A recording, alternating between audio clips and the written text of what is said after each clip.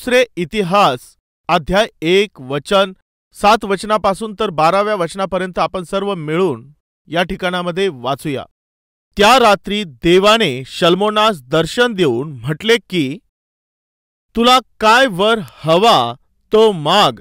अशा प्रकारे परमेश्वर त्याला बोलला तेव्हा शल्मोन देवास म्हणाला, त्याने विनंती केली, माझा बाप दावीद याजवर तुझी फार कृपा असे व तू मला त्याच्या जागी राजा केले आहे, तर आता हे परमेश्वरा देवा, तू माझा बाप दावीद यास दिलेले वचन पूर्ण कर, म्हणजे मला स्थिर कर। मातीच्या रंजकणाप्रमाणे संख्येने विपुल अशा प्रजेवर तू मला राजा केले आहे। या प्रजेसमोर वर्तण्यास मला आता चातुर्य व ज्ञान दे। तुझ्या एवढ्या मोठ्या प्रजेचे शासन कोणाला करता येईल, म्हणजे माझ्यावर दया कर। देव शल्मोनास म्हणाला, ज्या अर्थी असा तुझा मानस आहे, म्हणजे तू धनसंपत्ती व ऐश्वर्य ही मागितली नाहीत, आपल्या वैऱ्यांचे प्राणहरण करण्याचे अथवा दीर्घायू होण्याचे मागितले नाही, तर ज्या लोकांवर मी तुला राजा नेमिले आहे त्या माझ्या लोकांचे शासन करावयास चातुर्य व ज्ञान एवढीच तू स्वतःसाठी मागितली। त्या अर्थी चातुर्य व ज्ञान ही तर तुला देतोच, याखेरीज आणखी तुझ्यापूर्वी कोणाही राजास प्राप्त झाली नव्हती व तुझ्यानंतर कोणासही कधी प्राप्त व्हावयाचे नाही एवढी धनसंपत्ती व ऐश्वर्य मी तुला देईन। पहा, दावीद जवळपास 70 वर्षांच्या वयामध्ये तो मरण पावला।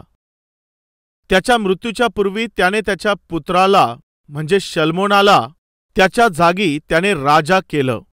शल्मोनाला ज्यावेळी राजा म्हणून अभिषेक करण्यात आला त्यावेळेला त्याचं वय 19 वर्ष किंवा 20 वर्षाचं असेल। याचा अर्थ तो तर अगदी तरुण असा होता। शल्मोन हा इस्रायल लोकांमधला तिसरा राजा होता। पहिला राजा होता शौल, दुसरा राजा दावीद होता आणि आता तिसरा राजा शल्मोन झाला होता। त्याला राजा म्हणून घोषित करण्यात आलं, निवडण्यात आलं। शल्मोनाच्या नावाचा अर्थ असा आहे, हिब्रू भाषेमध्ये शालोम या शब्दामधून ते नाव आलेलं आहे।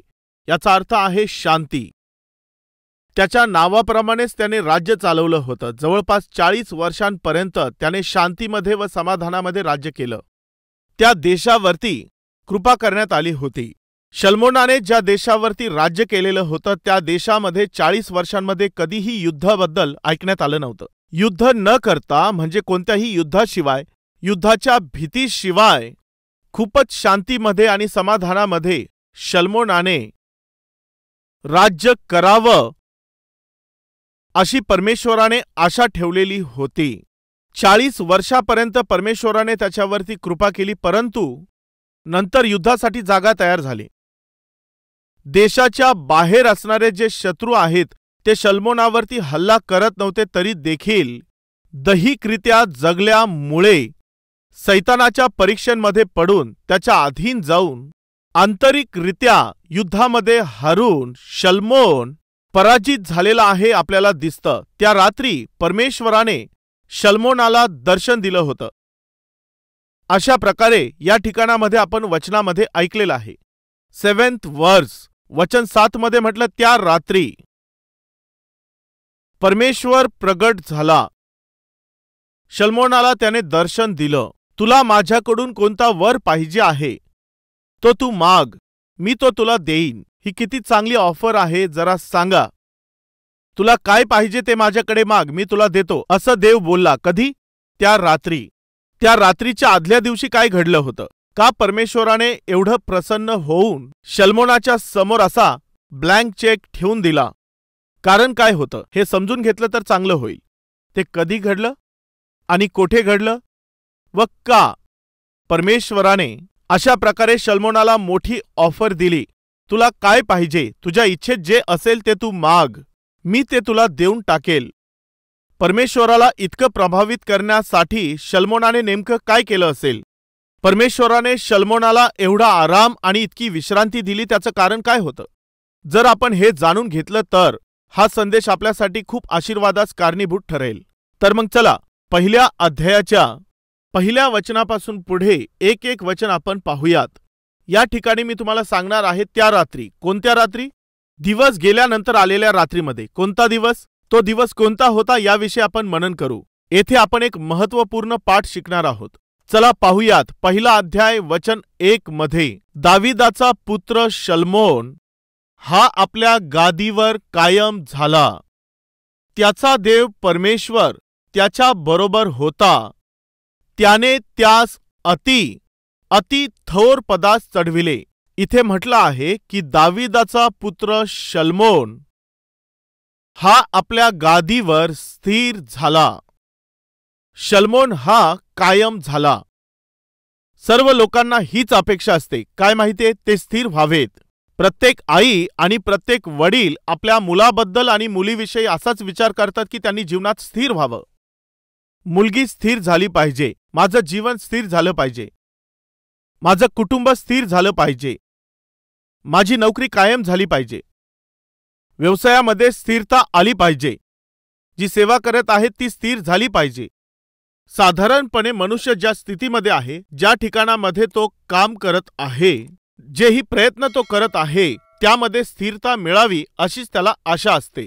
तुम्हीही कदाचित अशीच आशा करत असाल. मी स्थिर झालो तर मग ते बरं होईल. हो, बरेचसे लोक या प्रकारे बोलत असतात. मला चांगलं काम नाही याचा अर्थ असा आहे की स्थिर असणारं काम नाही. शिक्षण चांगलं नाही याचा अर्थ शिक्षणामध्ये स्थिरता नाही. रँक्स येत नाही म्हणजे स्थिर अशा प्रकारचे रिझल्ट येत नाहीत. व्यवसाय स्थिर झालेला नाही याचा अर्थ स्थिरपणे त्यांना त्यामध्ये लाभ मिळत नाही. माझी प्रकृती काही स्थिर नाही याचा अर्थ काय? एक दिवस तब्येत चांगली असते, एक दिवस नसते, पुन्हा एक दिवस चांगली असते. तब्येत ठीक असते तेव्हा जरा बरं वाटत असतं आणि पुन्हा नंतर तब्येत जरा बिघडत असते. काही लोक बोलत असतात हे कुटुंब स्थिर नाही, कुटुंबामध्ये स्थिरता नाही. याचा अर्थ तुम्हाला माहिती आहे? पती पत्नी एक दिवस चांगले राहतात, दुसऱ्या दिवशी ते चांगले राहत नाहीत. एक दिवस ते खूप शांतपणे राहतात आणि दुसऱ्या दिवशी त्यांच्या जीवनात अजिबात शांती नसते.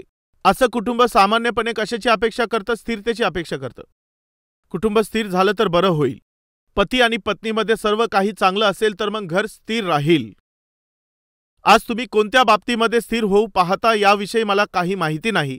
त्या दिवशी शल्मोन फार मोठ्या जबाबदारीवरती होता. माहितीये कोणती? इस्रायल देशावरती तो राज्य करत होता. राजा असल्यामुळे त्याच्यावर जबाबदाऱ्या होत्या. एक चांगलं वाक्य लिहिण्यात आलेलं आहे. माहितीये कोणतं? राजा म्हणून तो स्थिर झालेला होता. कोणत्याही प्रकारच्या भीतीमध्ये किंवा भयामध्ये तो नव्हता. तो तर स्थिरपणे सर्व काही चालवत होता. याचं कारण काय असू शकतं? जर कोणाला स्थिर व्हायचं असेल तर याचा अर्थ, जर तुम्हाला स्थिर व्हायचं असेल तर जे काम तुम्ही करता त्यामध्ये स्थिर झाले पाहिजे. कशामुळे तुम्ही स्थिर होऊ शकता?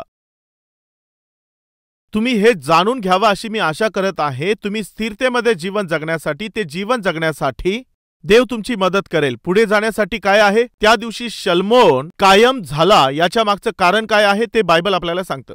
शल्मोन कायम झाला याच्या मागचं मुख्य कारण काय आहे की परमेश्वर शल्मोनाच्या बरोबर होता. समजलं ना? ज्या मनुष्याबरोबर परमेश्वर नसतो तो कधीही स्थिर होऊ शकत नाही. आज तुम्ही तुमचं जीवन, तुमचं कुटुंब, तुमचा व्यवहार, तुमचा व्यापार, तुमची सेवा जर आज स्थिर होत नाही तर, स्थिर होत नसेल तर असू शकतं की परमेश्वराची उपस्थिती तुमच्याबरोबर नसेल. असू शकतं की परमेश्वराच्या उपस्थितीमध्ये आणि देवाच्या सहभागितेमध्ये तुम्ही टिकून राहत नसाल. यामुळेच तुमच्या जीवनामध्ये स्थिरता नसेल. याविषयी जरा विचार करा. सामान्यपणे जेव्हा आपण शेती किंवा फळझाडे लावतो तेव्हा जर काही वेल असतील तर आपण सर्वात पहिलं काय करतो? काही काठ्या तिथे रोवतो आणि मग आपण त्या वेलांना त्या काठीवरती लावण्याचा प्रयत्न करतो. म्हणजे त्या वेलाला वर जाण्यासाठी आधाराची गरज असते. काही लोक दोरी लावतात किंवा ती काठी असते, म्हणजे त्या काठीच्या सहाय्यानेच ती जी वेल असते ती वर जात असते. काठीचा आधार घेऊनच ती वेल वर चढत असते. तिथे काठी किंवा दोरी नसेल तर मग तो वेल वर न जाता जमिनीवरच राहून जाईल. ते मग जमिनीवरच पसरेल. माझ्या भाऊ व बहिणींनो, तुम्हाला व मला आजच्या परिस्थितीमधून उन्नतीच्या स्थितीमध्ये जायचं असेल तर आपल्याला आधार पाहिजे असतो. जर वर जायचं असेल, वर जाण्यासाठी ती जी वेल असते तिला काठीचा आधार लागत असतो. आणि जर त्या वेलाला आधार दिला नाही तर मग तो वेल वर जाण्याऐवजी तो खालीच पसरू लागतो. तुमच्या आत्मिक जीवनामध्ये तुम्हाला वर जायचं आहे का? नोकरीमध्ये तुम्हाला वरती जायचं आहे का? आर्थिकतेमध्ये तुम्हाला वाढायचं आहे का? सेवेमध्ये तुम्हाला वाढायचं आहे का? जर उन्नत स्थानामध्ये जायचं असेल तर हे लक्षात घ्या की आपला आधार परमेश्वरच आहे. परमेश्वराचा आधार नसेल तर, परमेश्वराचं सहाय्य नसेल तर, परमेश्वराची उपस्थिती जर नसेल तर फलद्रूप होणं शक्य नाही. सर्वात पहिलं तुम्ही हे जाणून घेतलं पाहिजे. पुढची गोष्ट सांगायची तर ती ही आहे की परमेश्वर शल्मोना बरोबर होता. म्हणजे तो त्याच्यासोबत राहून, त्याने त्याच्यासोबत राहून त्याने त्यास अति थोर पदास चढविले व राजा म्हणून स्थिर केलं. त्याने त्यास अति थोर पदास चढविले. त्या शल्मोनाला एवढा मोठा राजा कोणी केलं? परमेश्वर देवाने. जर असं एखाद्या व्यक्तीला आशीर्वाद पाहिजे असेल, असं एखाद्या व्यक्तीला वाढायचं असेल, जर कोणाला उन्नत स्थितीमध्ये जायचं असेल तर माझं लक्ष देऊन ऐका, देवाबरोबर राहूनच हे शक्य आहे. आशीर्वाद आणि उन्नती, धन व संपत्ती ही देवाच्या हातामध्ये आहे. त्या दिवशी शल्मोनाला थोर पदास चढविण्यात आलं. याच्या मागचं कारण होतं परमेश्वर त्याच्या बरोबर होता. त्याला स्थिर करण्यात आलं. याचं कारण काय होतं की देव त्याच्या बरोबर होता. मी माझ्या जीवनामध्ये स्थिर झालो पाहिजे अशी आशा करत आहात तर याचा अर्थ जर तुम्हाला तुमच्या जीवनामध्ये स्थिर व्हायचं आहे अशी जी तुम्ही अपेक्षा करता तर सर्वात पहिलं तुमच्याकडे काय पाहिजे? देवाची साथ. व त्याबरोबरच एक गोष्ट लक्षात घ्या की अंधार व प्रकाश एकत्रित राहत नाहीत. पापामध्ये जीवन जगून, पापामध्ये राहून, पापामध्ये चालून, पापामध्ये उभं राहून, पापामध्ये झोप घेऊन, पापाची मजा घेत राहून तुमच्या जीवनाला जर तुम्ही बर्बाद करत असाल तर परमेश्वर तुमच्या बरोबर राहणार नाही. जर तुम्ही तुमच्या जीवनामध्ये पापाला संधी देत राहाल तर पवित्र परमेश्वर जो की महान परमेश्वर आहे त्याची उपस्थिती तुमच्याबरोबर राहणं शक्य नाही. देवाने तुमच्या बरोबर राहावं, देवाने तुमच्या संगतीमध्ये राहावं यासाठी सर्वात पहिलं गरजेचं आहे सर्वात प्रथम पापापासून वेगळं झालं पाहिजे. मी तुम्हाला पुन्हा आठवण करून देतो. चांगल्या प्रकारे तयार होऊन जेव्हा तुम्ही ऑफिसला जाण्यासाठी तयार होता तेव्हा बाहेरून तुमचा मुलगा खेळून पळत येतो. तो तुमच्या जवळ येण्याचा प्रयत्न करतो. मला उचलून घ्या, मला खांद्यावर घ्या अशा प्रकारे तो हट्ट करतो. मला जवळ घ्या अशा प्रकारे बोलतो. तेव्हा तुम्ही काय करता? तो तुमचा खूप प्रिय आहे, तो तर तुमचा प्राण आहे. तुम्ही चांगल्या प्रकारे तयार झालेले आहात, तुम्ही ऑफिसला जाण्यासाठी तयार आहात, आंघोळ करून तुम्ही चांगल्या प्रकारे तयार होऊन बसलेले आहात आणि तुमचा मुलगा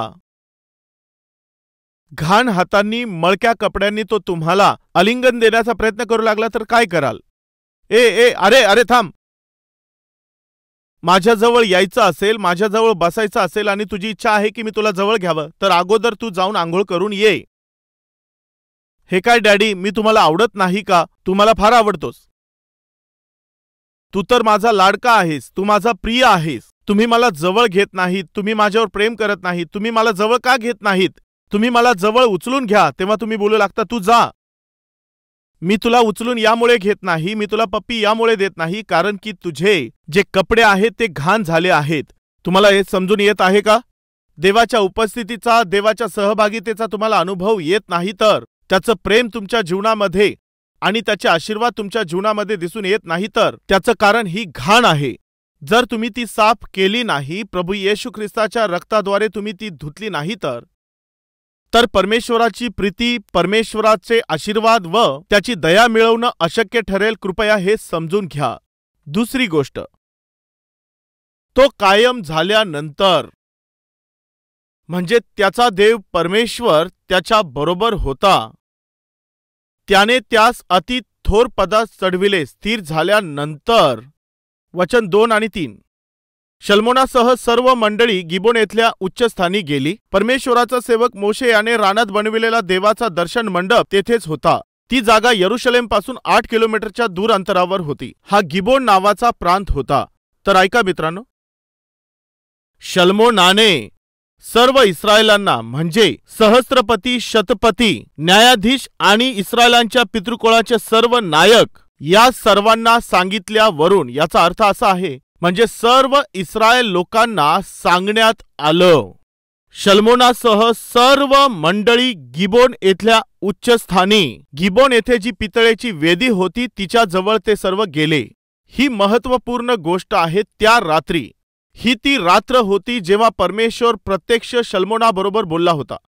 त्या रात्रीच्या अगोदरचा जो दिवस होता त्यामध्ये काय घडलं जर आपण हे जाणलं, का त्या रात्री परमेश्वराने शल्मोनाला दर्शन देऊन म्हटलं की तुला जे काही पाहिजे ते माग, मी ते तुला देईल. परमेश्वराने त्याला असं का सांगितलं हे जाणून घेणं अत्यंत महत्त्वाचं आहे. चला आपण ते पाहूया. नंबर 1, शल्मोन हा स्थिर झाल्यानंतर देखील देवाला विसरला नाही. जरा लक्ष देऊन ऐका. स्थिर झाल्यानंतर देखील तो देवाला विसरलेला नाही. स्थिर झाल्यानंतर देखील परमेश्वराचं आता काय काम आहे असा त्याने विचार केला नाही. स्थिर झाल्यानंतर त्याने आपल्या मनाला वाटेल त्याप्रमाणे जगण्याचा त्याने प्रयत्न केला नाही. स्थिर झाल्यानंतर त्याने काय केलं तुम्हाला माहिती आहे? त्याच्या राज्यामध्ये जे आहेत, म्हणजे जे अधिपती, म्हणजे सहस्त्रपती आणि जे न्यायाधीश होते आणि इस्रायलाच्या पितृकुळातले प्रमुख होते, म्हणजे त्या घराण्याचे जेवढेही प्रमुख होते त्या सर्वांना, म्हणजे इस्रायलाच्या सर्व मंडळीला त्याने आज्ञा दिली. याचा अर्थ काय आहे पहा. सर्वांनी मिळून परमेश्वराच्या उपस्थितीमध्ये जायचं आहे, वेदीच्या समोर जायचं आहे. आपण त्याची आराधना करायची आहे, आपल्याला त्याची उपासना करायची आहे, त्याचा धन्यवाद करायचा आहे, त्याला अर्पणं अर्पायची आहेत. तर तुम्ही चला असं सांगून त्याने त्या देशामध्ये असणाऱ्या सर्व लोकांना बोलावणं पाठवलं. साधारणपणे जर एखादा मनुष्य स्थिर होतो तेव्हा मग त्यानंतर त्याच्या आत्मिक जीवनामध्ये थोडीफार कमतरता येते, ही गोष्ट खरी आहे. नोकरी नसते तेव्हा त्या व्यक्तीमध्ये आत्मिकता असते, परंतु नोकरी जेव्हा प्राप्त होते तेव्हा त्या व्यक्तीमध्ये थोडा बदल येत असतो. सर्वांच्या बाबतीत नाही, परंतु अधिकतर लोकांच्या बाबतीत. देवच हे करू शकतो. 2 वेळचं जेवण मला केवळ देवच देऊ शकतो. कष्टांमधून बाहेर काढण्यासाठी देवच मदत करेल. या इंटरव्ह्यूमध्ये पास होण्यासाठी देवच माझी मदत करेल. विवाह होण्यासाठी देवच मदत करेल. विवाह होऊन इतके वर्ष होऊन गेलेले आहे तरी देखील कोणतीही संतती नाही. बऱ्याचशा डॉक्टरांना भेटलेले आहे, बरेचसे उपचार केलेले आहेत, परंतु तरी देखील कोणतीही संतती झाली नाही. तर त्यासाठी देवच मार्ग आहे. मी जितके प्रयत्न करायला पाहिजे होते ते सर्व प्रयत्न करून पाहिले आहे, परंतु आता देवच मार्ग आहे. यामुळे सकाळ झाल्याबरोबर आपले गुडघे ते टेकतात, संध्याकाळ झाल्याबरोबर गुडघे टेकतात, रात्री झोपण्यापूर्वी गुडघे टेकतात. माझ्या कष्टांना, आत्मिक समस्येला, माझ्या आजारांना, माझ्या कुटुंबातील समस्यांना, मुलांच्या ज्या समस्या आहेत, पतीची जी समस्या आहे, पत्नीची समस्या आहे, आजूबाजूला ज्याही समस्या आहेत, सहभागितीची समस्या, मंडळीची समस्या, मंडळीमधील मोठ्या लोकांची, लहान लोकांची समस्या, या सर्व समस्यांसाठी तुम्ही काय करत असता? जर मला या समस्येमधून बाहेर पडायचं असेल तर बस केवळ परमेश्वरच माझं सहाय्य आहे, तोच माझा आधार आहे, परमेश्वरच मला यामधून बाहेर काढील. मग काय करायचं? परमेश्वराच्या जवळ जाऊन त्यातून सुटकेसाठी प्रयत्न करायचे आहेत. उद्धार प्राप्त करण्यासाठी देवाच्या उपस्थितीमध्ये येऊन तुम्ही प्रार्थना करता. त्या बदल्यामध्ये देवाने आशीर्वाद दिला. म्हणजे तुमच्या आजूबाजूला जी समस्या आहे, तुमच्या आजूबाजूला जी त्रास आहे, ज्या अडचणी आहेत, तुमच्या आजूबाजूच्या सर्व समस्यांना, तुमच्या व्यवसायामध्ये असणाऱ्या सर्व समस्यांना प्रभूने दूर केलं. असं का? यासाठी की तुम्ही शांतीने जगावं. बापरे, जे काही माझे कष्ट होते ते सगळे निघून गेले, त्रास तर निघून गेला. त्यानंतरची प्रतिक्रिया कशी असते? म्हणजे तो व्यक्ती स्थिर झाल्यानंतर यापूर्वी त्याला भयभीत करणारी परिस्थिती त्याच्याजवळ असेल, म्हणजे त्याला भय घालणारा व्यक्ती असू शकतो किंवा मग त्याला भयभीत करणारी अशी जागा असू शकते, परंतु त्यातून बाहेर आल्यावर साधारणपणे काय घडत असतं? चला आपण पाहूया. सामान्यपणे आपल्याला दिसून येतं. दुसरा इतिहास अध्याय 26. इथे अध्याय 26 मध्ये आपण वाचू शकतो. पहा, नंतर तुम्हाला पाहिजे तर हा अध्याय तुम्ही वाचू शकता. जर तुम्ही हा सर्व अध्याय वाचून काढला तर मग हे चांगलं होईल. वचन 3 पहा. उजिया राज्य करू लागला तेव्हा तो 16 वर्षांचा होता. अशा प्रकारे इथे सांगितलेलं आहे. तो 16 वर्षांचा होता, तरुण होता, छोटा होता. त्याने यरुशलेमेत 52 वर्ष राज्य केले. 52 वर्ष म्हणजे हा फार मोठा काळ झाला. खूप जास्त काळ, खूप मोठ्या काळापर्यंत त्याने राज्य केलं. उदाहरणार्थ शौलाने 40 वर्ष राज्य केलं होतं. परमेश्वराच्या इच्छेप्रमाणे दाविदाने देखील 40 वर्षापर्यंतच राज्य केलं होतं. मोठ्या ज्ञानासह राज्य करणारा शल्मोन त्याने देखील 40 वर्षापर्यंतच राज्य केलं. परंतु त्याने 52 वर्षापर्यंत राज्य केलं. त्या काळामध्ये यांच्यासारखे असे अनेकशे लोक होते ज्यांनी बऱ्याचशा काळापर्यंत राज्य चालवलेलं होतं. जास्त काळापर्यंत राज्य चालविण्याची कृपा देवाने उजियावरती केली होती. त्याने त्याला दीर्घ आयुष्य दिलेलं होतं. त्याने जे प्राप्त केलेलं होतं ते दीर्घ आयुष्य आणि ते जे वैभव होतं, त्याला राजा असं संबोधण्यात येण्याची ही जी मोठी कृपा होती ती परमेश्वराने केली होती.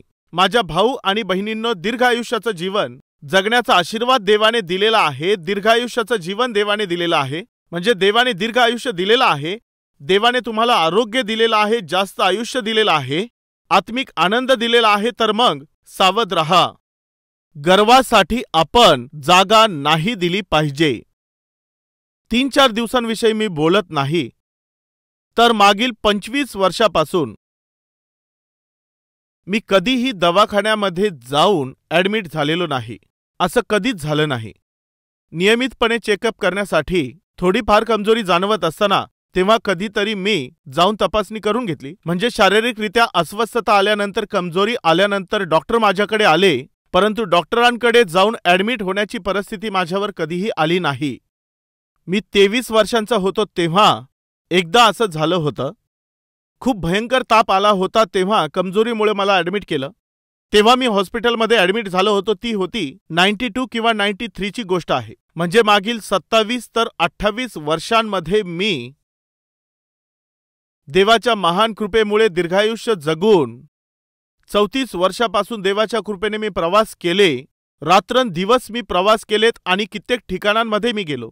परिश्रम घेत राहिलो. अडचणींचा सामना करून मी सेवा केली. तर इतक्या दीर्घ काळापासून मी जगत आहे. याच्या पाठीमागचं कारण तुम्हाला माहिती आहे ते काय आहे? केवळ देवाची कृपा आहे. हीच गोष्ट तुम्ही नेहमी लक्षात ठेवा, चांगल्या प्रकारे स्मरणात ठेवा. काय देवाने तुम्हाला आरोग्य दिलेलं आहे?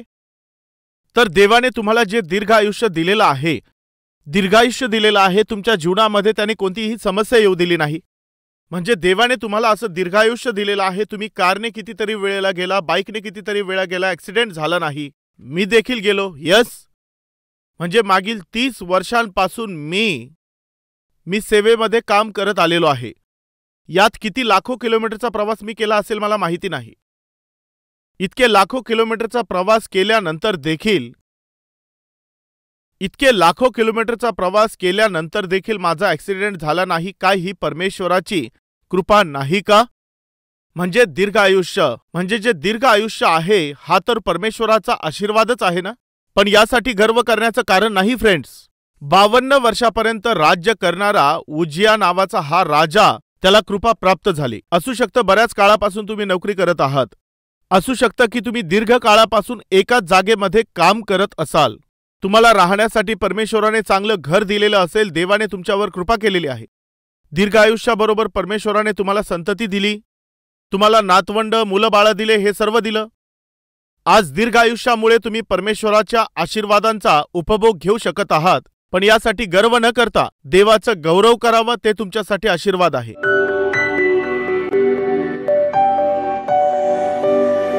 महान परमेश्वर बापा, प्रेमळ देवा, त्या दिवशी, त्या रात्री तू शल्मोनाला दर्शन दिलंस. तुला काय पाहिजे? जे इच्छित आहे ते तू माग. असं विचारल्यावर त्याने दीर्घायुष्य मागितलं नाही, मान मागितला नाही, संपत्ती मागितली नाही व त्याने राज्य मागितलं नाही. तर त्याला दिलेली जी जबाबदारी आहे त्यासाठी पाहिजे असणारं ज्ञान त्याने मागितलं. तुझ्या इच्छेप्रमाणे राज्य चालविण्याकरिता त्याने तुझ्याकडे ज्ञान मागितलं. ही इच्छा ऐकल्यानंतर तू त्याच्यावर फार प्रसन्न होऊन त्याच्याबरोबर राहिलास. धन, संपत्ती व ऐश्वर्य हे सर्व काही तू त्याला दिलंस देवा. आज जेव्हा आम्ही तुझ्या उपस्थितीमध्ये येत असतो तेव्हा बरेचशा छोट्या छोट्या गोष्टी तुझ्याकडे मागतो. आमच्या इच्छेमध्ये जे असतं त्याचीच आम्ही अपेक्षा करतो. यांच्याशी त्यांच्याशी तुलना करून त्यांच्यासारखंच बनण्याचा प्रयत्न करतो, कारण देवा आमची आत्मिकताच तशी आहे. त्या दिवशी शल्मोन आत्मिकतेमध्ये स्थिर झाल्यानंतर देखील तो गर्व करत नव्हता. उच्च स्थानी पोहोचल्यानंतर देखील तो तुझ्यापासून दूर गेला नाही. 10 लोकांना तुझ्या जवळ आणणारा व्यक्ती तो बनला. ज्या जागेमध्ये होता त्या ठिकाणी त्याने तुला अर्पण वाहिली. ते पाहून तू त्याच्यावर फार प्रसन्न झालास. त्याच्यासारखंच तुला समर्पित होण्यासाठी तुझी कृपा तू आम्हाला दे. येशू ख्रिस्ताच्या नावाने ही प्रार्थना आम्ही मागत आहोत बापा. आमेन.